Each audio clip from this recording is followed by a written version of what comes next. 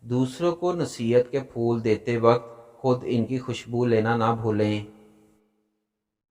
جب رشتے نبھانا مشکل ہو جائیں تو ان کو نبھانا نہیں چاہیے بلکہ اللہ کے حوالے کر دینا چاہیے۔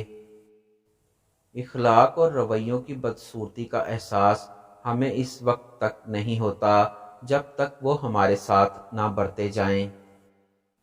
غصہ ایک ایسا خنجر ہے جو انسان اپنے ہی دل میں گھونپ دیتا ہے، دوسرے کے خطا کرنے پر خود کو سزا دینے کا نام ہے۔ انسان بہترین عمل سے پہچانا جاتا ہے، ورنہ اچھی باتیں تو دیواروں پر بھی لکھی ہوتی ہیں۔ برے لوگوں کو بھول کر اچھے لوگوں کی تلاش سے کہیں بہتر ہے کہ ہم لوگوں کی بری باتیں بھول جائیں اور ان کی اچھی باتوں کو تلاش کریں۔ جو عورت ہم بستری کے دوران اپنا منہ کھولے تو اس کے منہ میں ایک چیز یعنی اپنے ہاتھ کی بڑی انگلی ڈال دو، جس سے عورت کو ہم بستری میں سرور آنا شروع ہو جائے گا۔